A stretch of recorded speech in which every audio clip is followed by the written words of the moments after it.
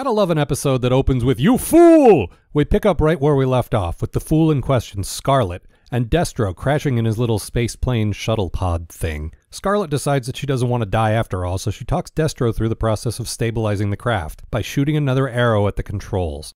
Yeah, I don't know either. Destro brings her back to Cobra HQ, where she beats up a few guards, but is ultimately overpowered and taken away.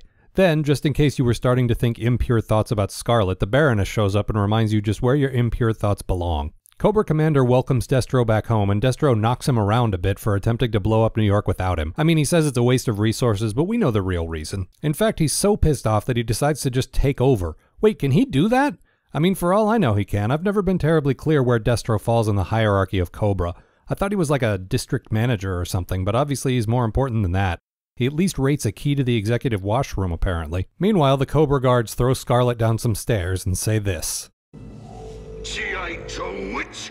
I think that was G.I. Joe Witch, but that can't be right. The toy line won't get that desperate and goofy for at least a couple more years. Scarlet gets in a tussle with one of the Cobra slaves until she notices Duke's ring. I can only assume this fills her with the desire to throw the poor girl down her own flight of stairs. After all, it was pretty clear that Duke and Scarlet were making goo-goo eyes at each other in part 1, but for some reason she decides that they're friends now, or at the very least, allies. Yes, now I understand perfectly. I'll be honest, I'm not entirely sure what this exchange means at all. We cut back to the Joes long enough to learn that they now have their own mass device. Then we go back to Cobra HQ. Fine with me. I said it about Transformers and I'll say it here. The good guys are boring. Let's stick with guys with mind control devices and giant killer robots. So Destro makes the world leaders surrender, asserting his control over Cobra. And Cobra Commander just sort of sulks off to the side and lets him do it. Something troubles you, Destro? The world is not yet at your feet. Oh, I see. It's the old, okay, if you think my job's so easy, go ahead and give it a try, gambit. Well played, Cobra Commander, in a passive-aggressive sort of way. Destro can't take the insolence, though, and really aren't shows like this great for teaching kids words like insolence and oblivion, and orders the Baroness to target New York City with the mass device. Wait, so the lesson here is that Cobra Commander doesn't just have the patience of a 5-year-old, that any person in his position would throw the same temper tantrum? Huh, alright then. The Joes catch the mass device beam headed for New York and knock it off course with their own, which makes as much sense as anything else, I suppose. Then Destro says, "Fuck it, I don't even need a mass device, I'll just execute these world leaders." Which, no matter how you look at it, is pretty goddamn badass. Apart from the bit where he says he'll do it every half hour on the hour. That doesn't entirely make sense. Otherwise, though, pretty brutal. Scarlet and what's-her-name knock out a couple of Cobra guards, but rather than taking their guns, they take the keys to the prison and release the other prisoners. The men. Because girls obviously can't have a slave uprising, this is guy stuff here. They only make it as far as Destro, though. Back at Joe HQ, they give the whole reading Duke's mind thing another go.